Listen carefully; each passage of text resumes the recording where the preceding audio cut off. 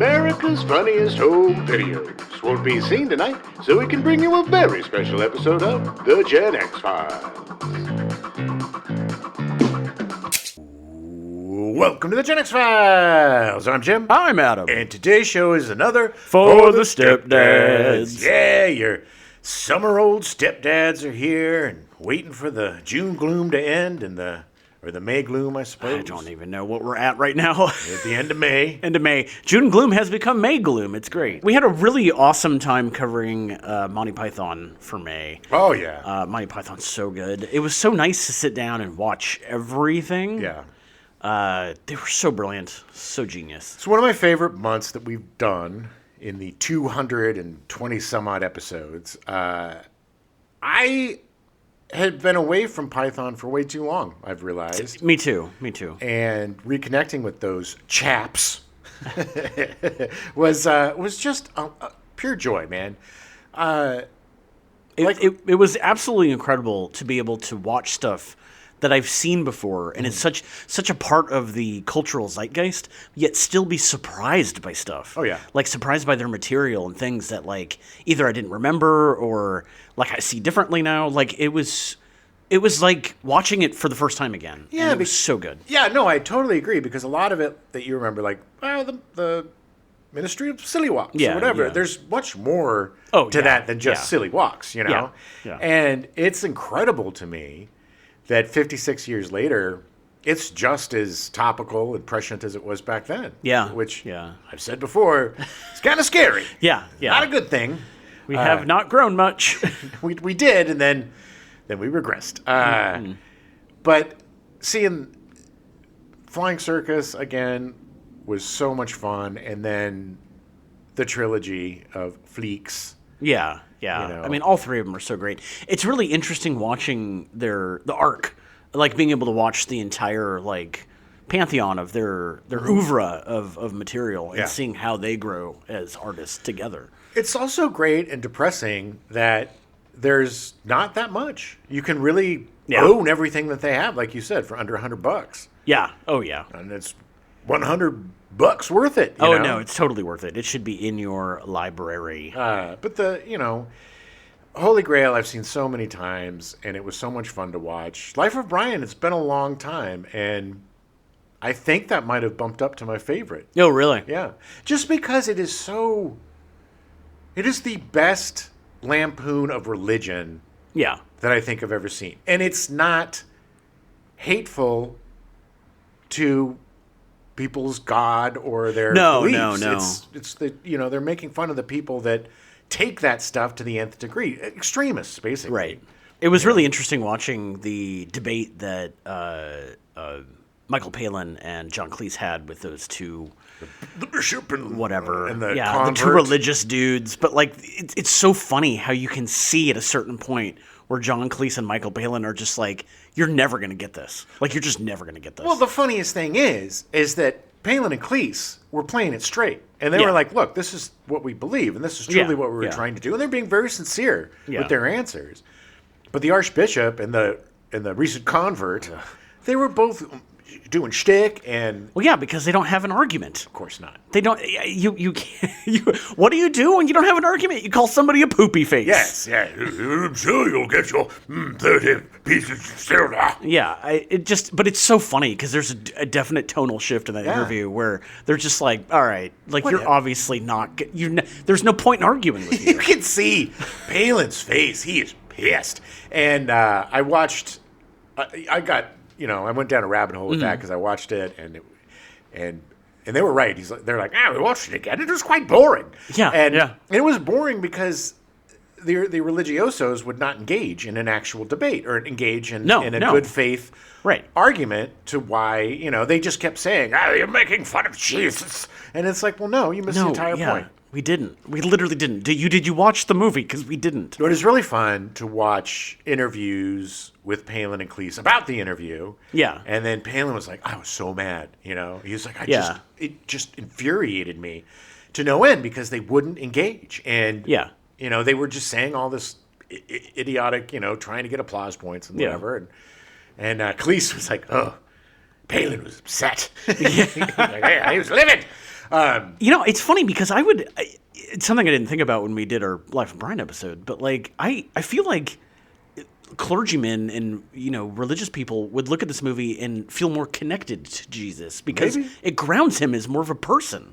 If you want to follow the allegory of like Brian's Jesus or like just the fact of how they were back then, and granted, obviously it's a spoof and like it's a parody, but like to me, it's like, oh, okay, like Jesus' life was kind of crappy and like. Well, look, I believe that a lot of people miss the point of Jesus. Yeah. And the point of Jesus is Jesus' humanity. Right. And him coming down and experience being a human and seeing how awful it is and then dying for our sins or whatever. But it's his humanity that makes him interesting to me. Right. But they focus on the divinity and they miss the humanity and they miss all the works that he did down here, which were all charitable works. Right. And we're all like, hey, a-holes, just get along. Help each other. Yeah. It's not that effing difficult. Just help each other out. This is why I appreciate the Thomas Jefferson Bible, which he wrote shortly either before or after the country was founded. Yeah. And it just takes out all the mysticism. It just says, look, be nice to each other. Like, it's not hard. Yeah, well, he was a deist, I believe, right? Yeah. I think most of the founding fathers were. And, it's not like they were atheists because that was not much of a thing back then. No. You could be killed for that. It was as close as you could get to atheism without it being atheism. You're dipping your toe in that water. Essentially, you're saying that God created everything and then just effed off and like left. Yeah. And then and it's like, do your own thing. Bye. Yeah. It's like, where are the burning bushes today? Yeah. Yeah. Where are all the goat sacrifices? I look at it as much like with a pantheism, where it's like it literally means religion means nothing to me. Yeah. Like it has zero effect on my life. Well, I like one of the things that I learned from the Pythons, and I forget which one it was. Terry Jones? No. I think it was it Michael Palin? One of them said, or maybe it was Eric Idle. I don't know. I'm going to go through all the names. Maybe just say what they said, and then we'll figure it out. But they said that they don't like calling themselves an atheist because that gives credence that there is a God. I think that was Eric Idle. And I bastardized the quote. Yeah, but that's essentially paraphrase, yeah. But that was revelatory to me because it's like, I don't need to fight you about something that you can't prove or I can't prove. Right. So what's the point? And for me, I don't care. The thing about atheists or agnostics, at least my version of it, is we're not proselytizers. My job, I don't care what you believe in. I will respect it. Sure. As long as you're not using it to hurt other people or to be an a-hole or to subjugate women or whatever. But your beliefs have no effect on me unless you're trying to use your beliefs to moralize and change. Control. Yeah. To control. Exactly. Yeah. Thank you, Adam. You always know the words that escape my addled brain. But that's the truth, and I'm not trying to control you. I just don't want to hear it. Yeah, it's like, if it helps you, great, go for it. That's awesome. Live your life however you want, as long as you're not hurting anybody else. And I know that's possible because people like Jimmy Carter do that. Yes. Or did that. Yes. God rest his soul. Yeah, and look, guy lived to be 100. And up until he couldn't physically move, he was helping the poor. Yeah. He was swinging a hammer in his 90s. Yeah. You know who else was very religious, but nobody ever thinks about? Mr. Rogers, Fred Rogers. Yes. He was very religious and a pastor, but in his show, you would have never known that because it was just all about being good to each other. It was kindness. And he used his beliefs to change the world by bringing on the black mailman, I forget, and washing his feet. A policeman. He was a black policeman. Yeah. And that is a very... Yeah. Jesusian allegory. Jesusian. Ooh, making up words. But it wasn't, he just did it to show that, look, this shit doesn't wash off. We're people. Exactly. He's just another person. Exactly. He's hot. So let's get in the pool. Exactly. And I think, I'm not positive, but I'm pretty sure, didn't Fred Rogers do something on AIDS? Yeah. He was, he welcomed everybody. Yeah. So, those are examples of living the truth of your religion rather than just showing up at church banging each other to get out of the parking lot. Play acting at being religious. And then just being an a-hole. And this is the beauty of Life of Brian, because it generates these kind of conversations. Yes. And like conversations that people should be having. Well, and as we spoke about on the show, it was a big factor in me stepping away from the Catholic Church. And my, as much as I hate the word, journey towards my own belief system, which is mine. Yeah. It's mine. And it doesn't, I don't need to, spew it all over the place, because it's just what I believe. I don't expect anybody to believe what I believe. And I also am not hubristic enough to think that what I believe is the absolute truth. Right. Because I don't have any evidence, man. I'm a science guy. Yeah. I need evidence. I need, Like, I really want to believe there's aliens, but until I actually see them, Look, I believe more in aliens than God, and it seems I believe in the probability of aliens more than the probability of God. I agree, but I think with so much space out there, if we're the only thing in this vast, it is such a waste of space. It makes no sense. People don't understand how big space is.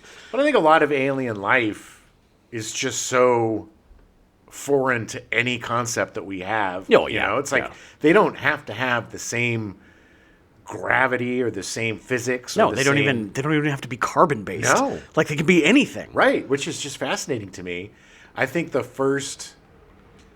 probably the first life we'll encounter will be amoebic, some sort of amoeba or small, or some sort of tardigrade. Is that what they're called? Tardigrade, yeah, the little water bears. Yeah, little tardigrades. That can survive anything. Yeah, they can live in space. So and who knows? I mean, for all intents and purposes, they're essentially aliens. Or they could have been the impetus of life. Maybe tardigrades came, scoot you down into the old primordial stew, and blah blah blah blah blah, mixed with something else.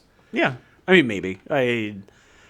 I don't know. I don't know enough about evolution and how any of that shit works. Look, I'm just talking out of my ass. But I think that it just makes sense to me that our first encounter with alien life will be something simple. Yeah.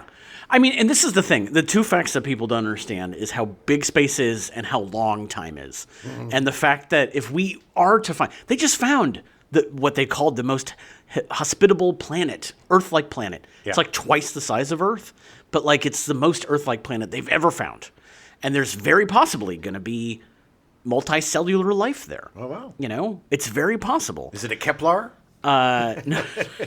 But the fact is that even if we find a planet that could sustain intelligent life, the odds of it happening during the same time that we are is so slim. Yeah, I mean, look at Mars. There is an argument that Mars went through an entire life cycle. Yeah. And then it's just a dead planet now. It's basically our future if we keep effing around. Yeah. I mean, it makes sense.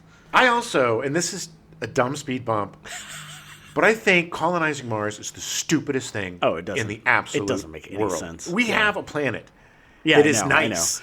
Mars is not nice. No, Mars.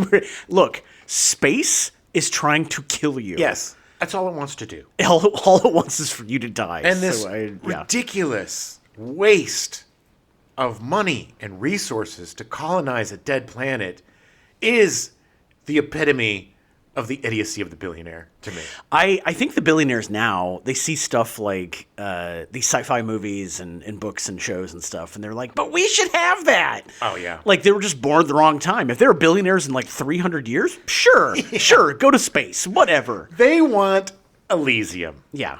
I mean, they're going to have to, because they're going to realize that Mars isn't going to work. For those of you who don't remember, Elysium is Jodie Foster, Matt Damon. I was going to say Ben Affleck, but nope, the Matt other Damon. one. Matt Damon, very different from Ben Affleck.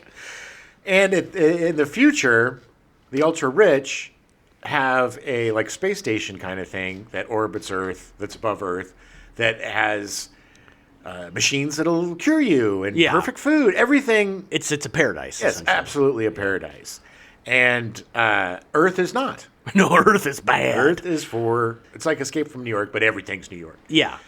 The rich just kind of noped out and was like, no, we're going to do our own thing. But they're doing that a little bit now because they're building all of these compounds and underground bunkers. There's doomsday bunkers. Saudi Arabia line or whatever, they're trying to do that. Yeah. I mean, which granted, obviously it's in the middle of the desert and it's not the same, but they're trying. I mean, that could be prototype for big space ring that has trees on it and all this stuff. Look, We've got so far off topic. all right. Billionaires are bad. Yeah. Religion, whatever. Yeah, Whatever do you your, want to do your believe thing. in. Just don't push it on people. Just, live it. Don't Yeah. say it. Yeah. Live it, don't push it. Right? Yeah. Live it, don't push it. Yeah, there you go. That's going to be our new shirt. Yeah. Not really. Live it, don't push it. It just, it sounds weirdly sexual, but just however you want to interpret it. But to quickly get back to the topic of the month. Yes. Like I said, Life of Brian was revelatory to me. Yeah. I guess I was an impressionable youth. Yeah. But also seeing The Meaning of Life, it was fun because I could basically parrot that entire movie. Yeah. That's the one I remember the most, that I've seen the most. I saw it in the Right. theater, and then I just watched it a Yeah, 1,000 yeah. times with my friends because it just came around at the perfect time. And still, but I appreciate everything that they do on a much deeper level than I did. Yeah. It's funny Totally. the stages, because as a kid we talked about it. Yeah. I loved the cartoons and the silliness and the Yeah. boobies. Yeah. And then as like a college student, I got more into the machinations of the philosophy and The more esoteric parts. Yes. And then as an old man, I kind of blend the two. Yeah. And even see it in a different light, because I've been through so much more, and I'm like closer to death than I am to birth. Right. And so, the things that hit on Meaning of Life are more of the death stuff than the other stuff, because I didn't, Right. I was like, I don't care. I'm 14 years old. I'm going to live forever. Yeah. Well, right. But it's interesting with art like this, how it doesn't adapt to your life, but you adapt to it as Yeah. life goes on, and you see different things. And that is art. That is something that's going to last Yeah. for as long as our society Yeah. does, because it's always going to have a purpose. Yeah. I mean, that's like any good classic book, like To Kill a Mockingbird. Yeah. You read it when you're young, you identify more with kid, Yeah. and what they're going through with the Scout. And then as you get older, you identify more with the dad. You identify Atticus more. Finch. Yeah, it's like, you're able to see it in different ways. Or like Lord of the Flies, Yeah. Like you read it when you're a kid, you're just like, oh my God, it'd be so great to be on an island and have no parents Yeah. and whatever. And then you realize how much of a nightmare it would be. But that's good art, and it's amazing that we can sit here and talk about Monty Python being good art, Yeah. because people write them off as just being comedians. Well, it's like Stephen King or anything that's popular or mainstream. It gets a short shrift. Oh man, I love Monty Python. My suggestion was going to be for the Stepdad show for us to just watch Monty Python Love of the Hollywood Bowl and just record commentary over Nice. it. That would have been awesome. Just to do like the Michael Palin puttering around his living room while watching the Meaning of Life commentary soundtrack. Oh, yeah. I remember this Yes. part. Oh yeah, Wow. My plant is dying. Mr. Creosote's very fat. Oh. But yeah, I love these guys so much. There's so much to soak in, and it's so good. Yeah. And like Jim said, for less than $100, you can literally get everything they've ever made. Yeah. And it is so worth it. Yeah. 100% worth it. Yeah. I mean, this month has really reignited my love for those guys. Yeah, And I'm oh, really yeah. psyched about it.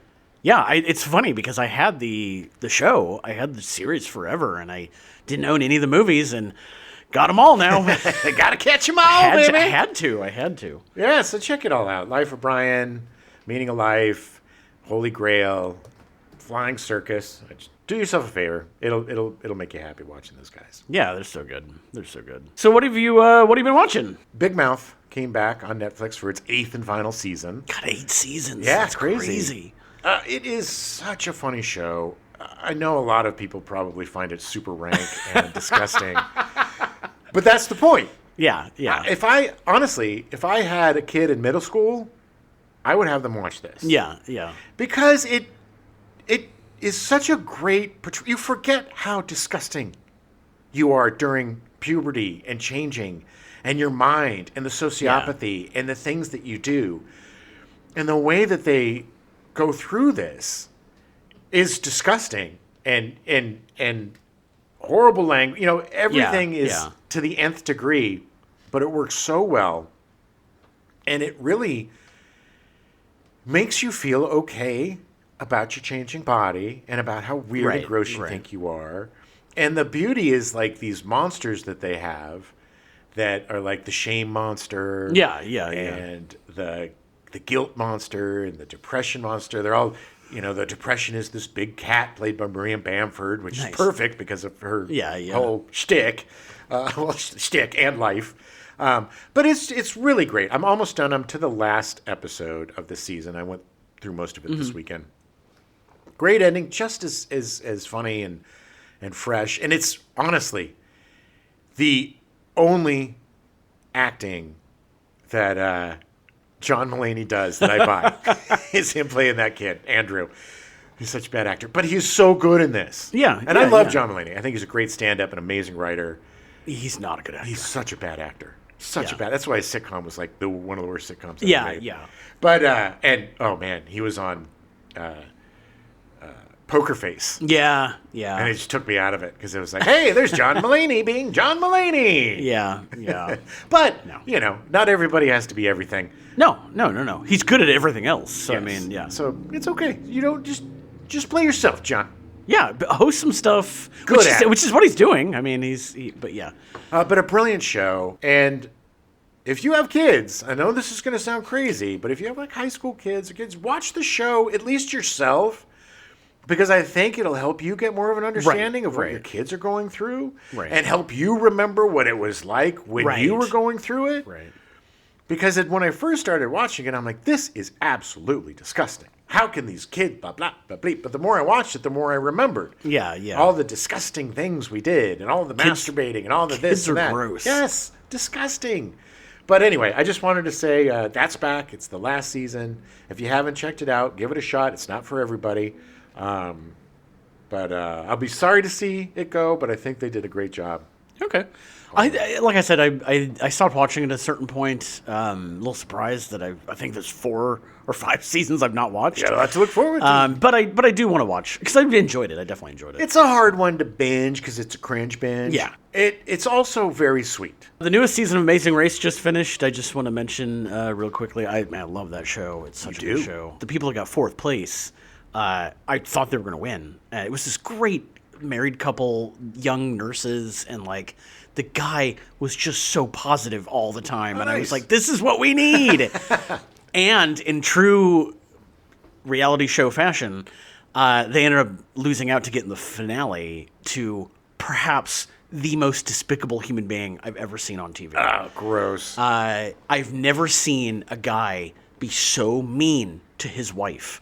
Like, just actively, it's like, do you not remember that there are cameras on you all the time? Doesn't care. Like, because the last episode, I'm pretty sure producers finally got to the point where they were like, no one's going to like you. You understand this? You're an abusive because he was completely different in the last episode. But he was so hateful to the point where I wanted to get on and, like, just get on threads and, like, just make fun of him because I hated him so much. He was just such an awful human being. I've never seen someone actively gaslight somebody in real time. Like his wife? It was just insane. Ugh. Absolutely insane. But the reason that I wanted to talk about it was because there was a couple on, Jack and Carson. They were gay best friends. Mm-hmm. Both of them realized they were gay around the same time. They came out to each other, but they were not romantically involved. Cool. And not cool that they but were. I mean, like, but it was just, it struck me that this is a type of couple, or, couple. Friendship. I mean, you can still call them couples, that they just don't, that isn't depicted very often in TV. Yeah, I mean, not since, I was going to say Dharma and Greg, but... Will and Grace? Will and Grace. But even in Will and Grace, they always were sniping at each other. Right. Always. It was perpetuating that stereotype of gay guys needing to outdo each other. Yeah. And Jack and Carson on The Amazing Race are not that at all. Yeah. They are so supportive of each other. They're D&D nerds. Nice. They were so excited about traveling to these different countries, and like they just had fun the entire time. That is great. And there was a certain point in the show where I thought they were going to get eliminated, and they didn't. Oh, nice. And they end up coming back, and spoilers, they end up winning. So they end up winning $1 million. Good for them. Like, and it was just so it was what I needed so badly. To see it was the good so guys win? enlightening. Yes, Yeah. it was so good to watch that dickhead get third place. I did feel sympathy for his wife at one point, but then I was like, "You're choosing this. You could leave him. And the funny thing is that they talked at the very beginning about how they were separated for a while, and then she got back together with him. Never get back together. For the sake of the kids. Never get back together for the sake of the He kids. was just such an awful human being. God, he just makes my blood boil. I can tell. But anyway, I love The Amazing Race, and I loved the idea of these two guys just.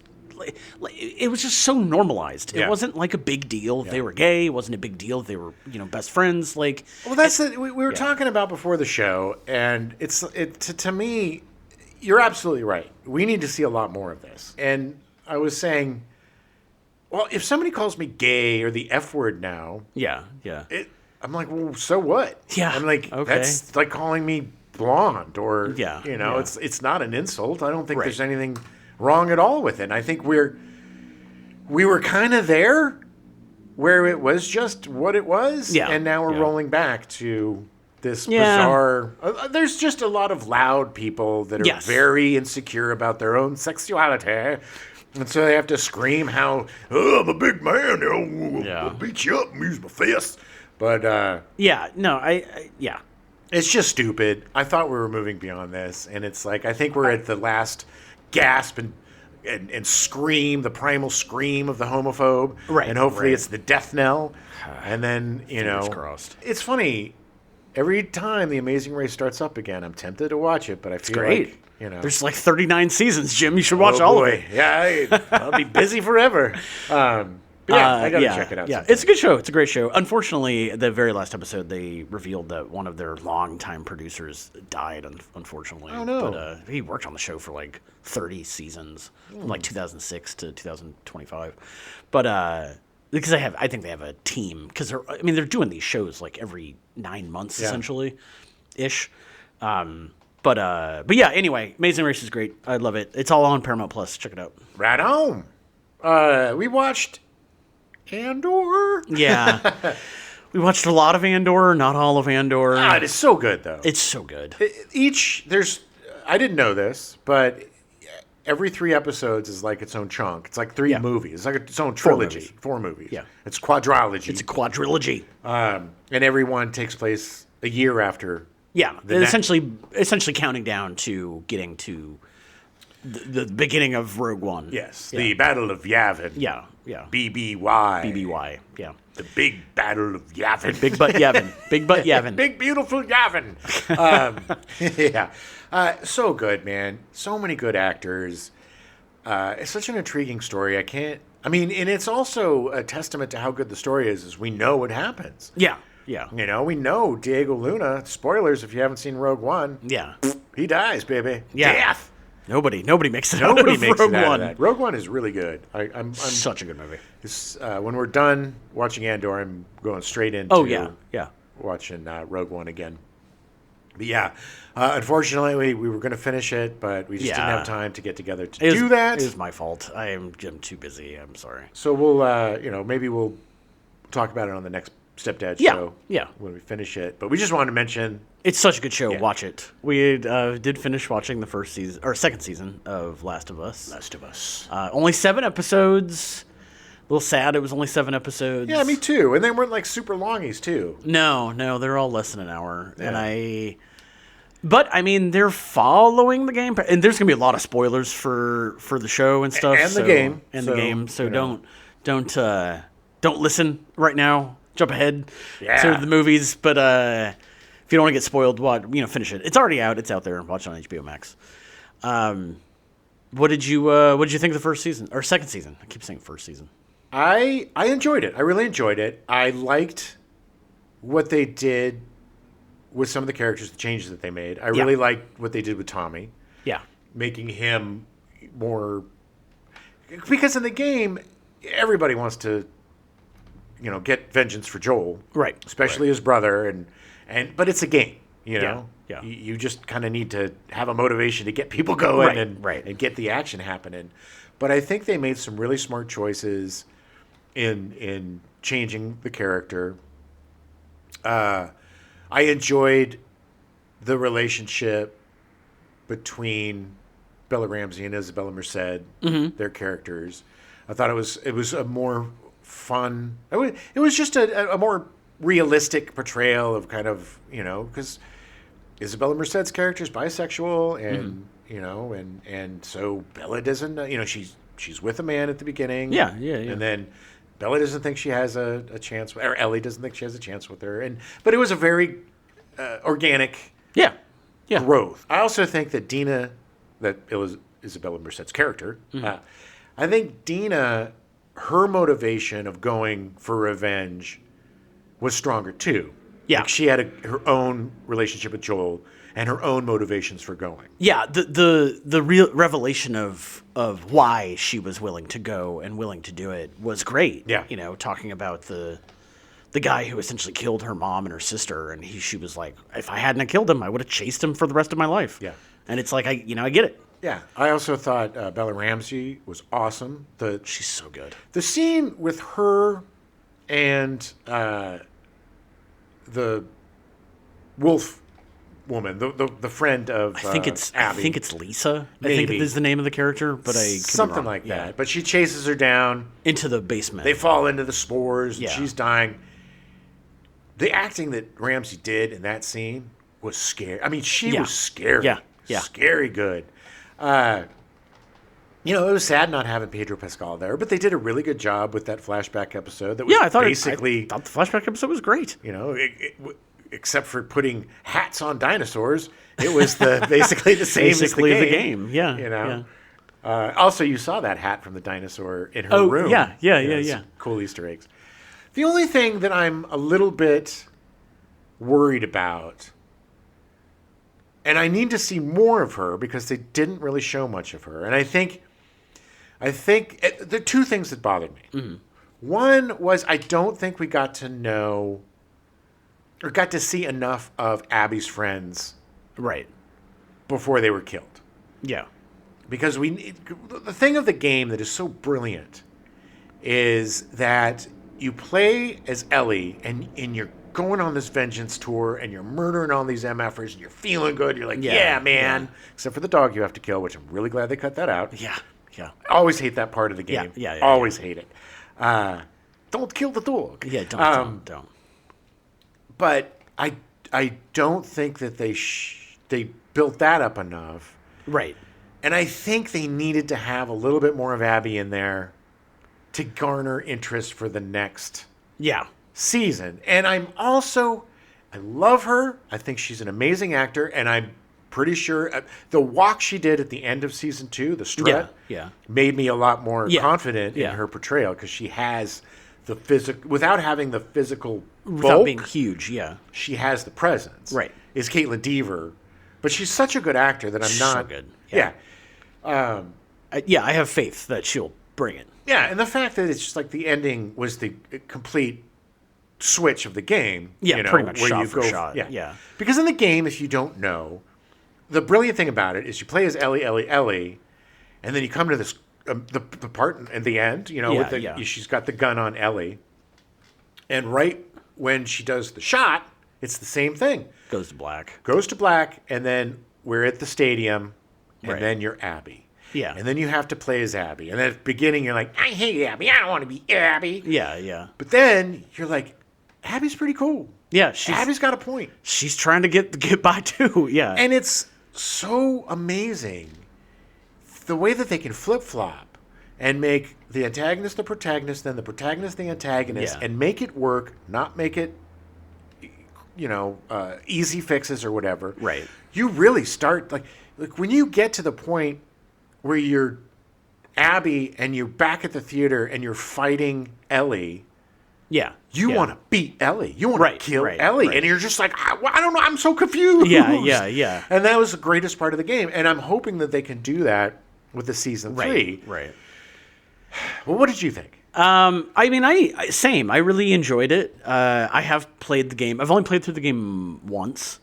So I don't remember a ton of it. I mean, I obviously remember, these basic facts of like playing different, the antagonists, protagonists, Right. and switching and all that stuff. Like I remember all that. I did a playthrough while I watched the show, so I'm very fresh with the game. Yeah. I'm definitely gonna play through it again now that the second season's over and before the third season comes. My big thing is that, and this is stepping back and being more meta about the production of the show, and like, my big thing is that as somebody who's watching this that has never played the game, I can see how the ending of this season could be so insanely frustrating. Of course. If you don't know the story, then yeah. Yeah. So it's like, because now it's like suddenly they're left with this cliffhanger of like, oh, well, we're going back. What happened to Ellie? We're going back to the beginning and whatever.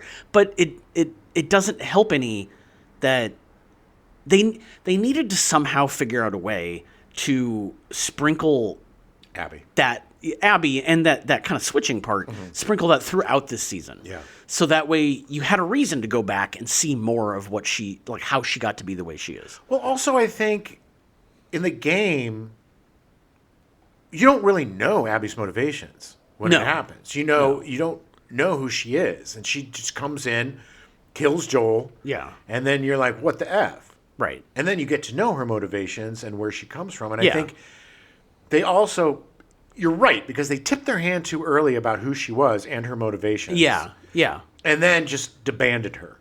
So that's the thing, is that if they had let that go, and she was just the bad guy, then sure. Yeah. But because Ellie knew that it was the surgeon's dad or daughter, and it's her dad and all this stuff. I get that makes motivation, but the motivation of her just trying to avenge Joel should be enough. Yes. And which is what the game is. Yeah. And it's really surprising because Craig Mazin and Neil Druckmann are very brilliant. Mm-hmm. And I've been listening to the podcasts that they do, hosted by Troy Baker. Oh, wow. Afterwards. I'm a little behind. I just finished the 5th episode podcast. But it's interesting because they didn't... I'm curious to see if they talk about it in the 7th episode or how they'll respond to it. I know that the viewership for the finale... was down 55% from the first season finale.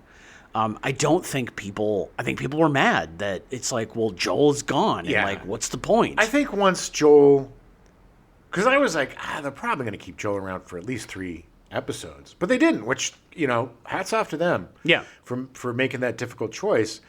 But you can't push the season with Bella and Pedro, and then take Pedro out of it right away. You're doing a bait and switch. And they should have, a lot of the interviews had Isabella Merced and the other, younger actors. Sure. But you can't sell us, here's another season of these two because we love them. Yeah. And I think a lot of people tuned out after Pedro died. Yeah. No, I agree. My biggest worry is that they're gonna. They apparently announced the next season is not coming till 2027. That is the stupidest thing. They should have shot these back to back. I'm guessing it's because of money, or time, or whatever. They spent the first 9 episodes of the first season cost over $10 million each. Oh wow! And they haven't announced how much the second season has cost, but it cost more than the first season. Well, I'm sure. Meaning that it's 7 episodes, meaning that each one probably costs $15 to $18 million. Right. So it's like they're spending so much money on this stuff. And I agree. I mean, part of me is like, well, if you're going to do it and greenlight it, just do it, just do it. But the thing is like it parallels. So all the sets are the same. I know. Doesn't make any sense that they just didn't do it that way. And maybe they did. I don't. Again, I think it's going to come down to finances. I think it comes down to balancing books and like. Well, it is stupid. I mean, it's like we were talking about Stranger Things. Like, I don't know what the F's going on, and these kids are like 30 now, so who cares? I don't even care anymore about that show. I mean, I think I'm going to do a rewatch because I really did enjoy Stranger Things. I am going to as well because there's some of it I have not seen, but there's definitely stuff that I was like the last bit I watched I don't remember. But the momentum is gone. Yeah, and with an anemic reception to your second season, Yeah. you don't want to give 2 years for people to forget about this. And then when Yeah. your third season comes on, and it's like not even Bella. Yeah, know? that's my biggest fear is that I don't want the HBO execs to get cold feet and go, is this really worth it? And then just not have a third season. Or just like, we'll make a movie. Yeah. We'll do a TV movie to get it done in 2 hours. I just don't want that. I mean, I trust HBO. The execs are really good there. They understand how stories are told. And Zaslav, does he have any reign over HBO? No. Okay, good. No. I mean, at the end of the day, he's the CEO for the entire company. But I mean, like, those creative decisions are made by HBO and not by him. Well, there's a reason why it's going back to HBO Max is because they need prestige again. Yeah, because surprise, nobody wants to watch Duck Dynasty for 14 seasons. So that's really my biggest fear is that in the next 2 years they're just going to get cold feet and then the show's going to go away. And I don't think that's going to happen, but there's so much in Abby's story. Abby's story is actually a lot more. There's a lot more action and adventure. Yeah. Because her story, I'm hoping that they're going to keep.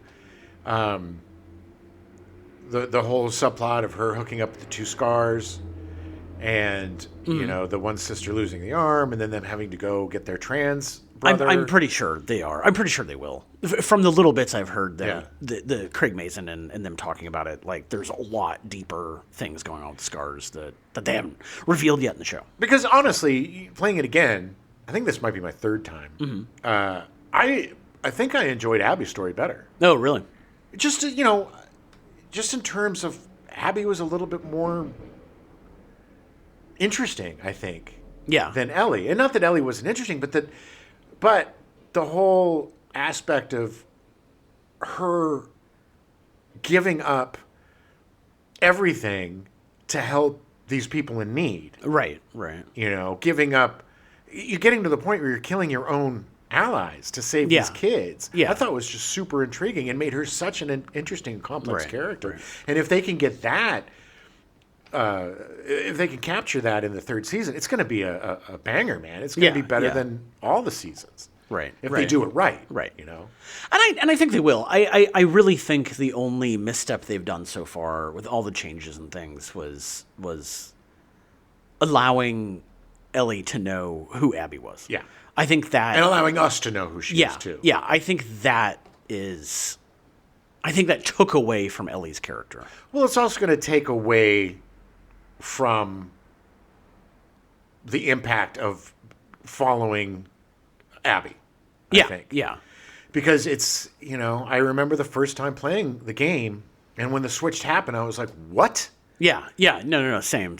It's just it's one of the most brilliant video games. It's so polarizing, too. So many people hated it. For me, I don't think I've ever played a game before that challenged me and challenged my preconceptions and challenged my feelings and gave me such a visceral reaction to things where, when the credits rolled, I was thinking about it for days. Right. It's really interesting because it's kind of like the macrocosm of the end of the first game. Yeah. Where it's like, oh my God, they're going to save the world, but Ellie has to die. Yeah. And it's like, well, what are you going to do? Well, of course I'm going to save Ellie. Yeah.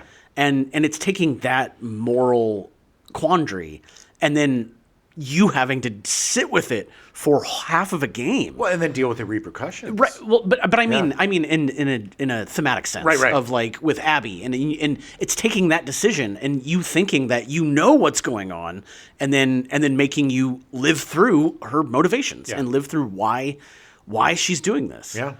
And I honestly, God, it's funny because now that you said that, I think that was the biggest misstep was of the second season was allowing us to know too much about Abby if they weren't going to let us know more about Abby. I think it was kind of little chicken of them to do it. I think it was a little easy for them to put that in there. And then it also, kind of resolved the whole Ellie Dina thing. Yeah. Where it's like, oh, I'm going to tell you the truth about, he killed the doctor and I was going to, and then you're like, uh-oh, trouble in paradise. But then Dina gives her the bracelet and she's like, I love you and everything's cool. Yeah. But I think that's kind of a cop-out too. I think I think that they played it a little too safe in that area and didn't trust their audience. Right. In terms of, season 3.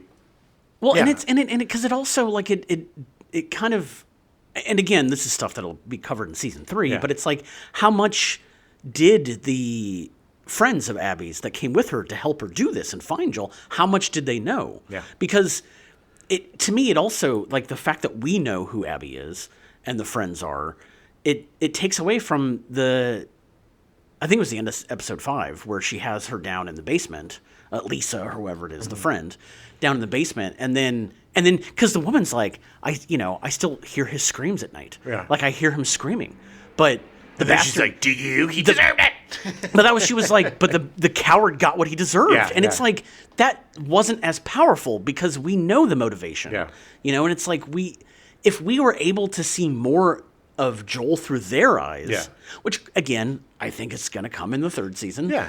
But like, we needed to see more of that as a show. Yeah. It just feels like they were towing the line too closely to what the game was. Without yeah. doing what needed to be done to follow that formula. Yeah. To make it work, it needed to be done the way it was done in the game. Yeah. So I don't know. I mean, again, second season was still fantastic. I still loved it. It was still really good. Yeah, exactly. But, as fans of both the game and the show, I don't expect, and I hope that it doesn't, when a game is adapted, I hope they change stuff. Well, they have to. Because I don't want to just watch the game happen. No, it's different. It's different storytelling. Like, you have to. And that's why it's so difficult Yeah. and tricky to adapt video games, is because, you got to hit the fan service, but you got to tell a story. Right. And so many times, I'm looking at you, Uncharted, it doesn't hit the magic sweet spot. And they do it here really well. Like, the best I think it's ever been done. I agree. Except for Borderlands. I don't disagree, but I felt like, I don't know. It's so much harder when you have A, just adapting video games, but B, adapting a game that has such a shift of perspective and like challenges you as a player so deeply. When you get to the end of that game and you're at the final fight. Yeah. It is the worst boss battle I've ever played, because I'm like, I don't want to win. Yeah, yeah. I don't want this to happen. And as the first time you play it, and you're like, no, Ellie, no, stop, please. And you have no choice. Right. It is so heartbreaking. And I've never played a game where I felt so guilty about a fight. It takes the violence, and it is an ultra-violent game, but it makes you think about the violence and the consequences of the violence. It is just such a complex, well-done story. And the fact that they were able to adapt it in such a great way. I mean, it's in the hands of brilliant artists. But, like Adam said, I mean, it's not bad at all. It's just, as fans of both, you're going to have little nitpickies. Yeah, And again, obviously, they're only halfway through telling this story. So, like, there was always going to be a 3rd season. Yeah. Especially the way the game's set up, there was always going to be a 3rd season. But I'm really hoping that they're able to pull it off. And that, me too. And that and that they can actually get it made and get it done. Well, that's the thing. I think they will. It's going to be tough, because there's not going to be a lot of Pedro Pascal, and there's not going to be a lot of Bella Ramsey in it. Yeah. But Caitlin Dever has proven herself to be an exceptional actor. She's so good. And, it's funny, because that last scene, most of my fears. Yeah. I was like, okay, I'll give her a shot. She's good. Yeah. Bottom line, Adam's absolutely right. Check out both seasons if you haven't seen them. Yeah, they're so good. It is very disappointing that they're waiting until 2027, because I don't even know if I'll be alive then. Yeah. Any of us will. Yeah. We will have an actual apocalypse. Yes. But okay. Anyway, give it a watch. It's on HBO Max. Well, let's talk about a movie. Yeah. This is a movie that I wanted to see in the theater. Yeah. I really love the director. Didn't get around to it, unfortunately. Didn't have the time. I was very surprised when I popped up. I think it's actually on HBO Max. It is. When I popped on HBO Max, and I was like, oh, Mickey 17's on. Yeah. I felt like it was just in the theater. I was curious about this movie. I like the director a lot. Yeah. Parasite, and what was his other film? He's done a few other things. Bong Joon-ho. I mean, the thing that I loved Bong Joon-ho for, and one of the very first Korean movies I ever saw was Memories of Murder. Oh. Which is the best serial killer movie I've ever seen. Oh, wow. It is so good. It was about South Korea's first serial killer in the 80s, and how, because the South Korean investigative services were so primitive and so far behind, that he just manipulated all of them. Oh, wow. And got away with it. That sounds cool. It's so good. I have it on DVD. I'll have to watch it. Yeah. It's so good. I'm surprised So I haven't good. seen it. It's right up my alley. That came out in 2003. But he also did Snowpiercer. Right. He did Parasite, which of course won a bunch of awards.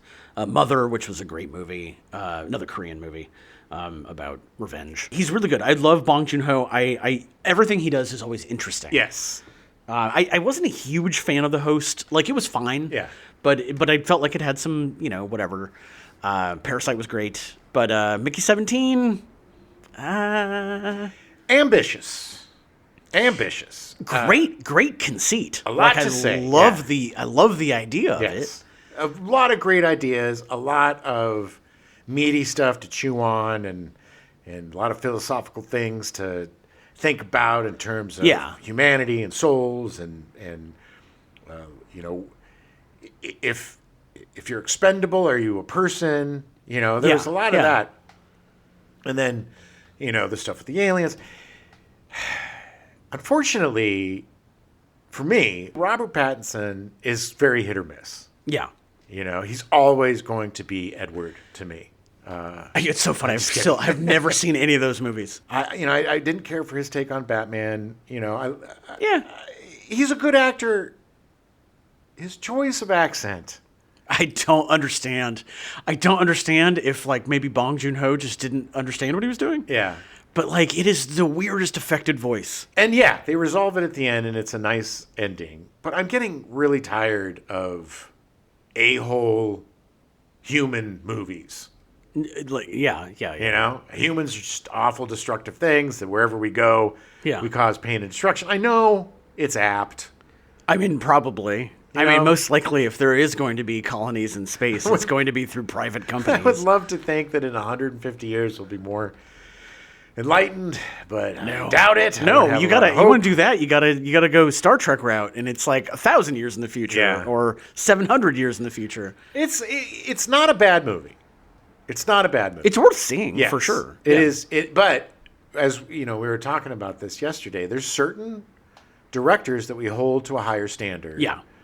The Coen brothers, Fincher, Yeah. Boone. We expect a certain type of level of quality from them, and it just seemed like this might be bit off more than he could chew, or didn't quite. He adapted the book, so I don't know if it's one of those that maybe it should have been a series rather than a movie. It was a little thin. There could have been a lot more to explore that he tried to cram into the 2 hours and 17 minutes that the movie was. There's a lot of just simplistic stuff, and the killing, you have to destroy your brick if you replicate yourself, and it's what was that all about? He didn't replicate himself. He was left to die. Yeah. The aliens saved him, and then he came back, and they'd already done the replication, so it's their fault. Yeah. It's nothing to do with him. And you're right. I didn't think about it, but why was the Mickey 18 so different? Yeah. Was it because they didn't destroy his brick? I don't know. I don't know if they explained the difference. Again, that was just, the whole thing was weird. Yeah. A giant brick with data in it. It just didn't really make sense. It's that in the sauces. It's those little touches that seem a little too cute, too cute by half. Right. It's worth seeing. If you're a fan of all this. Yeah, it's good sci-fi. It's really worth. It explores enough interesting topics that it's worth looking into, and then having a discussion with someone about this stuff and what it means to be human. And, and if this technology was available. And I think it's a great thing to explore, because at some point it's going to happen. At some point we are going to have 3D printed bodies. Human replicators. Yeah. Talking about it makes me kind of like it more. Yeah. Yeah, I agree. There's a lot of stuff that we've watched recently where once we have our intellectual discussions or our stone Once we analyze discussions, it and break it down. yeah, then things become more interesting. And at some point, I'll probably watch it again. But I'm really curious to read the book. Yeah, It actually, the book apparently has a sequel, so I'm really curious to see. I just wish I enjoyed Robert Pattinson more because I think he's. It's so funny because, like, when you say, because you're very passionate about how much you do not like the fact that he was his Batman. You did not like his Batman. No, and I get it. That's I am the kid's so Batman. ambivalent towards him being Batman. Oh, really? But I also kind of felt that way about Christian Bale. I was just kind of like, okay, like Well, Christian Bale was the first serious Batman. yeah, Not serious, but the first kind of like Dark Knight graphic novel version of Batman. Because Yeah, we had Keaton, yeah. which was fun. Keaton was the bridge between Adam West yeah, and Dark Knight. and being more serious, yeah. Super fun. Yeah. And then Val Kilmer was a little more serious, but still fun and goofy. And then Clooney was just a goon, Yeah. It's Such an awful movie. And I think, honestly, I think I like the Nolan trilogy despite Batman. Yeah, I agree. I don't watch and to be completely honest, it's really the middle movie that I really like. Yeah. I enjoyed the Batman Begins, and I enjoyed. Yeah. I just thought the third one was bloated, and I'm not a big fan of. You just don't like it when people talk funny. It's it's like, come on. Yeah, I know. But and I thought Affleck was horrible. I just thought it was the worst. I forgot he was Batman. Yeah, that's how bad it was. It's just so bad, so bad. But the funny thing with Robert Pattinson, and I don't know if I've not seen him in enough stuff, but like I very much feel like he is just kind of there for me. Like he's never, the stuff he's done hasn't been bad, Yeah. but it hasn't really been great. And like I'm just kind of like waiting for that part where it's like, oh, I haven't seen The Lighthouse. I need to see it. oh, that's true. I haven't seen that either. There's certain indie stuff that he's done, Mr. Nobody, I think it's called, or Mr. something like that. Something. But I think watching his indie stuff, I think I'd enjoy him more because I think he is more of an indie actor to me. Yeah, I would agree. I don't see him as a movie star. He's just something off about his weird face, and, and he's just it's like he's the emo Batman to me. I don't see anything threatening about him. Right. And that whole Batman just seemed kind of low rent. It was fine. It was fine. Paul Dano was fine. He was weird and over I the top. really like him, but I didn't love his performance. Right. I just thought that they were trying to do something like, oh, let's break it. I love when people try something new within a very tired story. Yeah. And they didn't really do the origin of him, which is great. Yeah. We do not need to see another origin movie of any of these superheroes. We all know where they came from. This is why I'm super excited about the new Superman coming out. That looks so good. It looks so good. That to me, because I think the thing with the Pattinson Batman is it was just too dark. Yeah. There was no fun. There was no jokes. There was no funniness. No levity whatsoever. No. And he was too serious. He was too grounded in reality. Yeah. His car was like a Mad Max car. His suit was just this kind of, mishmash of hockey gear or whatever, yeah. spray painted. Which, again, I kind of like the DIY stuff. At least it was a different take. But I think because of all of the graphic novels and everything that's come out and all of the goddamn superhero movies, it's gotten so bleak and dark and depressing that James Gunn, I think he's going to just change all that. I'm so excited to see fun, goofy superhero movies because comics are goof, man. Yeah. And the DC comics are super goof. Let's be honest. Like the back in the day. Oh God, yes. And all the. I mean, this is a reason that Batman had villains like the Penguin and the Riddler. Mr. Mixaplex. And, I mean, it was like goofy, just goofiness. Anyway, what games you been playing, Jim? Consider like talking about what we're playing necessarily. We wanted to talk about DLC. Yeah. Downloadable content for those of you who don't know. Downloadable content. It all started with horse armor for I think it was Skyrim. I think it was Skyrim. Yeah. They wanted to charge like $6 or $8 or something. 2007, I think, or something like that. Yeah. And people were like, "What? are you talking about? You want us to pay an extra whatever dollars for horse armor? Yeah. But it was just a Trojan horse for adding things on games to make you pay for it after you bought added the game. value. Post added value. Yeah. So we're not going to talk about microtransactions because those are garbage. I don't think of DLC. When I think of DLC, I don't think of that. Yes, neither do I. We're not talking about skins or buying money or pay to win crap. Yeah. We're talking about single player game post launch DLC. Story DLC. Yeah. Exactly. Thank you, Adam. Story DLC. Yeah. Now, I'm of two minds with DLC. A lot of times, I think that the DLC should have been a part of the game. Yeah. I don't think it's added value for the price. I'm looking at you, Star Wars Outlaw, which I really enjoyed the DLC, but I really think that it should have been part of the game. Yeah. I got it on sale, half of what it was. If I would have paid like the $140 for the super whatever version of that, I'd have been pissed. Yeah. Yeah. But I enjoyed the DLC. There's the Lando stuff is really fun. I think I enjoyed that more than the Hondo stuff. Yeah. It added things to it, but it made a good game better, but it didn't really add anything Okay. earth-shattering. You know what I mean? Right. I think were the three best examples of DLC. Yeah. Number one, hands down, The Witcher. Yeah. Oh, yeah. Yeah. Their Blood and Wine DLC. Oh, my God. Yeah. Hearts of Stone and Blood and Wine. Yeah, Hearts of Stone was the smaller one. Blood and Wine was really big. But Yeah. the Blood and Wine was almost like a whole different game. It was a huge map. It was a completely new area. Almost standalone. Yeah. Yeah. I mean, it was standalone. Yeah. And not only a new area, a new biome. I mean, it was a bright, cheery. It looked like a French Impressionist painting. Thank you. Exactly. It was like you were in a French Impressionist painting, and I think that was pretty much on purpose. Yeah. Yeah. And so deep, so good. Like a completely different game. Oh my God, the opening of that DLC where you fight the giant Yeah. is so good. So good. So good.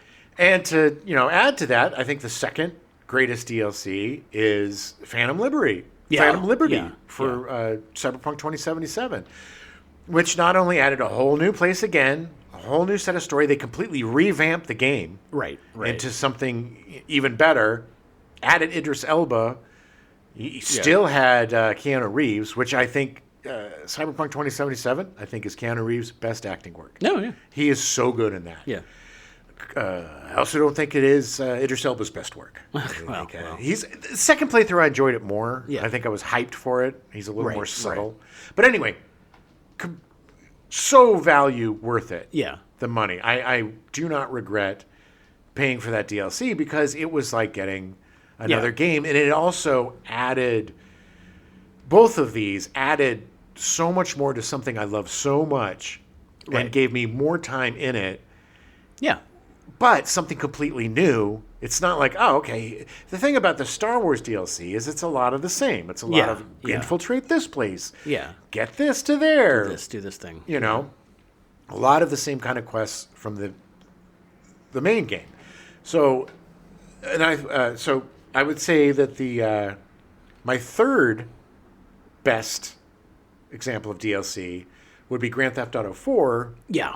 The Ballad of Gay Tony, and the Lost and the Damned. Yes. Because that, again, added an entirely new story. Right. It saddens me to death that Rockstar doesn't do DLC anymore. Yeah. They did such a good job with that. Red Dead Nightmare, again. Undead Nightmare. Undead Nightmare. Yeah, so good. So good. Like a completely different game. Yeah. A whole different experience within the same game. Completely. Yeah. Brilliant. Absolutely. But it's very rare, it seems. Yeah. It's the exception rather than the rule Yeah. with DLC. Most DLC feels like it's stuff that they couldn't finish before the game was released. I love Horizon Zero Dawn. Yeah. And I ended up getting the expansion for the DLC expansion for the first game after I already finished it. Yeah.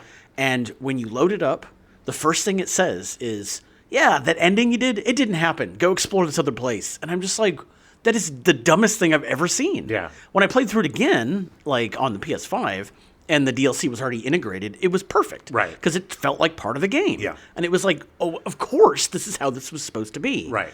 I didn't really learn my lesson with the second game because the Hollywood stuff is good, but it definitely feels tacked on. Yeah. Like it felt like it should have been part of the game. Yeah, at least they take you to a different Yes. map. Yes. You know, yes. and I think that is big value for Yeah. DLC. But so I generally, it's funny because Jim's very into DLC and especially for games he really likes, like, you know, Cyberpunk and stuff like this. Now, I will usually wait until a game is on sale Right. and it's the Game of the Year edition that has all the DLC. Right. Very rarely do I purchase the DLC separately. And that's the only way I would be Yeah. willing to do it. And if it has to be a game that I'm willing to play through again, Yeah. if I've already played through it once. Right. It's really interesting because there is Serious Sam, the Serious Sam series. They had a new version, like a new game that came out in like 2022 or something. Yeah. And there was a whole DLC they were going to do. And that was going to come out like a year later. And they realized it was so big, they're like, we're just going to make this standalone. It's Yeah. fine. And it's like, because it's like 2/3 the size of the original game. And they were just like, whatever. Let's just make it, you know, $20. It's a whole standalone. You don't have to have the original Yeah. game. Just take it. I think the worst perpetrator of DLC, in my opinion, is Ubisoft. Yeah. Because a lot of the DLC for the Assassin's Creed games are really not that great. Like the last couple really didn't add much to it. No, they really didn't. And they sell all these armor packs and these. They are, because they intermix the two. It's like, Yeah. you know, the nice thing about Ubisoft is that with the you know, those skins and things, like you can theoretically get all of them by playing through. Yeah, but There's chance. yeah, But I mean, sometimes you'll find something cool that Yeah. you can buy from the guy that changes his wares Sure. every day. Yeah, and yeah. like, I've never paid for any of the DLC or the skins, at least. No. But yeah, it really feels like most of the time now with DLC, it's just stuff that they're rushing to get the main game done, and it's like, we have this great concept, but we can't integrate it into the game until Right. much later. either that or and Star Wars Outlaws has like 3 or 4 DLC packs that are just cosmetic. Yeah. And I'm not. Who's paying I don't $20? care. I don't care. You know, for something that has nothing to do with the game. Some people. There are whales, you know? Of course. Just like there are whales in gambling, and, you know, there Yeah. are whales that will spend. Because there's crazy DLC for some of these, like, space games where you can buy a ship for, like, $50,000. Oh, People yeah, that are yeah. buying swords in these online games for, like, $200,000, which to Yeah. me, you got way too much goddamn money. If you're, I mean, you know how many people you could feed for that piece of shit, Yeah, I little know, I tiny know, digital I know. thing? Anyway, don't get me started. No, they want to go to space, Jim. Bunch of bastards. If you want to keep getting people to give you money, Yeah. well, you're just a piece of shit. Well, I mean, if you want to do it and do it properly, then Yeah. you need to go the way that Rockstar did, is Yeah. make an online service that people are willing to pay money to be a part of. And you don't have to, but if you want to get your stuff quickly, you got to buy shark cards and you got to buy all this stuff. Like, Well, I will say the one thing for Grand Theft Auto Online, they do have microtransactions with those shark cards. yeah. But, you know, much more so than with the Assassin's Creed games and their packs, you can. No, Do yes. every- they don't make it You don't have difficult. to pay a dime. No, if you play for 2 hours, you can make a couple of $1 million.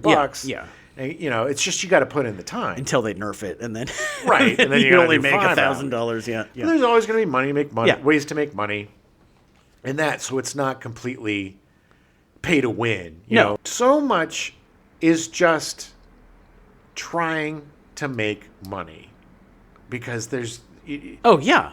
This is the post-capitalist society, man. This is what we live in. I mean, this is no different than, I think it was Chrysler or Yeah. somebody that is like, oh, your seat warmers that you have installed in your car? BMW. A BMW. You have to have a subscription. If you want to do it, you have to pay us money every month. Yeah. And it's like, I bought the car. And these are luxury cars. Luxury cars are the ones that have these subscription services. I believe Tesla has a few subscription services as well. The self-driving is a subscription service. right.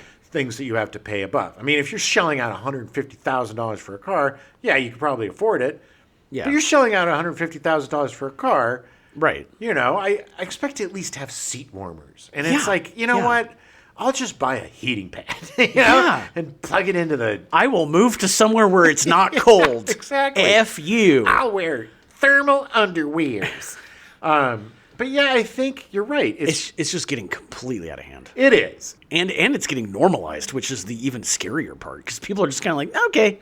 Well, we're also getting to a place now where we're getting very close to $80, $90, $100 games. Oh, yeah. The Switch 2. It's going to happen, yeah. If you want to have a physical copy of your game, it's $80. I think it's $70 if it's digital, but if you want a physical copy... Oh, I think it's 80 and 90. Maybe. I think it's 79 and 89. Which is insane because even the Switch 2 doesn't have as much power as the Xbox or the PS5. No. They say that the computing power of the Switch is PS4 Pro and the Xbox One X or whatever. So they're basically last generation. Right, they're not current. Yeah. Which, Nintendo's its own thing. But, they don't have super fancy graphics. But Nintendo used to be cool, man. Yeah. It used to be affordable, and now they're starting with these.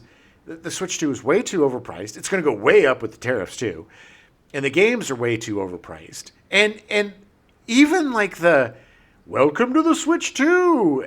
Yeah. Let's give you a tour. Yeah. $10. You got to pay for that? Yeah, come in for free. Hey, man, we had Astrobot. Yes. For the PS5. That was the first PS5 thing I ever played. But this is what scares me, is if Nintendo is doing this. Yeah. And Nintendo is usually pretty good with its fan base, right? Yeah. Then we're looking at $80, $90, $100 games. They're already talking about Grand Theft Auto 6 being a $100 game. Look, I get it. These games are super complicated. Well, yeah, they take years to develop. Years and billions of dollars. But, Grand Theft Auto 5 it's the most successful entertainment object out of anything. Movies, TV, anything. It's made billions and billions of dollars. And it continues to make billions of dollars with the online, with the shark cards and stuff. Right.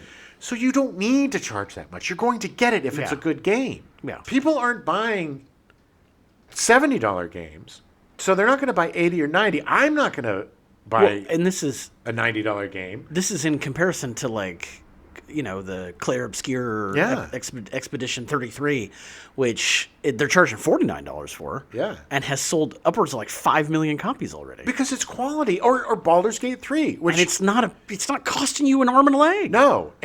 Or Baldur's Gate 3, where they're like, there is no DLC or anything. We made a complete game for you. We made a game for you to play. Buy it. And it's the most replayable game I've ever seen in my life. It's without being a randomly procedural generated game. There's so much replayability for it. It's just brilliant.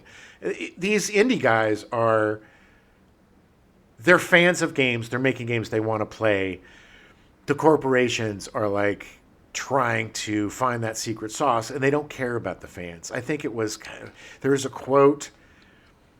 I don't know if it was a recent quote. These basement dwelling goons will buy anything. Yeah. They'll pay anything. Or the Gearbox guy, he's like, look, it's not up to me if it's an $80 game, but I remember that there was a game I liked that was $80, and I worked and scripted and saved and made it happen. And it's like, well, F you, dude. That's not an argument. I do not think games should be $100, but I don't think $79 is absurd because of the quality and everything, and the fact that games have really not risen that high in terms of the last 20, 30 years. They haven't really gone up. They've gone up basically $10. Yeah. But they went up $10 2 years ago. So give us a couple of more years of getting used to $69, $70 games before you start adding it. And it's, but the way that they get around it is the DLC. People were buying for Star Wars Outlaws, like we said, there's a $140 version of this game. Yeah. I got the game on sale, and I got the DC, so I got everything for under the price of what it would have been, normally. because all you got to do is wait. I would never have paid that much. And the people that did were very disappointed. Yeah. We've come to an era where people are releasing games that aren't ready. Yeah. If you need to download a 200 gigabyte patch day one and it still doesn't fix all the problems, your game isn't ready to go out. Yeah, it shouldn't have come out. So people aren't going to pre-order your games anymore because you've ruined that. And then they're going to be very skeptical about paying $80, $90, $100 for the gold edition. Yeah, if something that's potentially half finished. Yeah. And if the gold edition is just giving you a complete game, well, then it's not worth it. Yeah, yeah. I am a fan of DLC when it's done right. Yeah. Agreed. Agreed. And we need more companies to do it right. Because if they don't, the industry's going to die.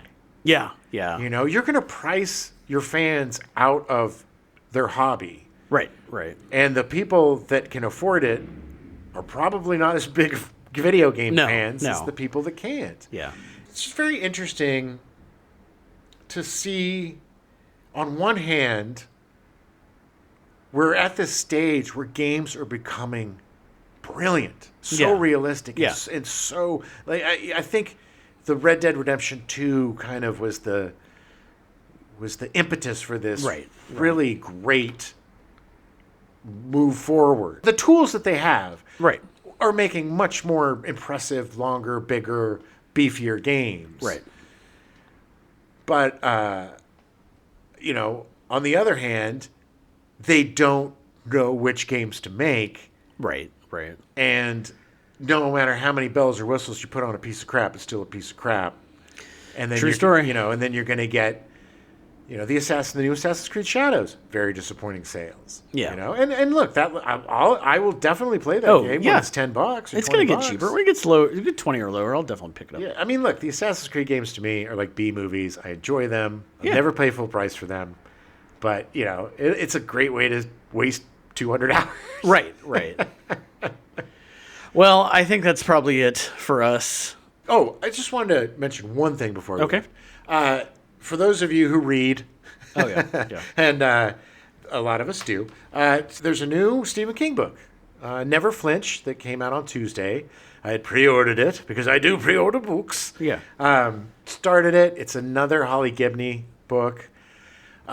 So far, I'm just a few pages in, and I'm already hooked. Nice. I will give you all an update on what I think about it when I finish it. I'll probably finish it pretty quickly because I usually jam through those. But I just wanted to mention that in case we have any King fans out there that weren't aware, and you might want to pick it up. Nice, nice. All right, we'll be back next week to cover first of our June Doom. Yeah, baby. Under the Rainbow, which you got to tune in because it is something else. Yeah, something else. Anyway, eat your spam. Ow, drop a pen on my penis. That hurt. It's the tip of the pen. Ow. Just damaged myself. Gave myself a vasectomy. Ow. Anyway, yes, the Pythons. Yeah. God, was everybody in? Was I in Dune? Yeah. Oh, man. Yeah, you were Paul Atreides, Adam. Oh, my God. You were the star. I don't remember any of that. We now return you to your regularly scheduled programming, Thundercats, already in progress.